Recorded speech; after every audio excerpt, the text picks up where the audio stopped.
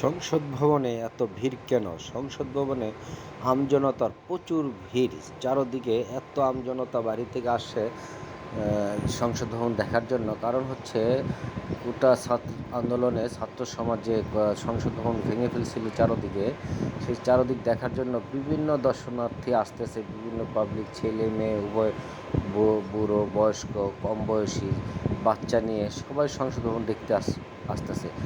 কথা আছে যে কারো সর্বনাশ বা কারো পৌষ মাসে একটা কথা আছে না, কীরকম যেন, এটা আর কি, যে ওই ভেঙে ফেলছে সব। এই জন্য এত দর্শনার্থী দেখতে আসার কোনো প্রয়োজন আছে বলেন? ছোট ছোট বাচ্চা নিয়ে, বৃদ্ধ, তারপরে আপনার ছেলে মেয়ে সবাই দেখতে আসতে প্রচুর ভিড়। সেজন্য গাড়ি চলাচলও ঠিকমতো করতে পারতেছে না, তারপর মানুষ পথচারী ঠিক মতন যেতে পারতেছে না।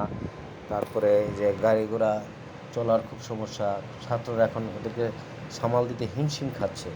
এখন এত পাবলিক কোথা থেকে আসলো এটা দেখার জন্য? এতদিন তো আসে নাই, এতদিন তো দেখার জন্য এত পাবলিক কখনোই দেখা যায় না। কিন্তু এখন এত পাবলিক বলেন বা ছাত্ররা বলেন, ছাত্ররা তো আর এখন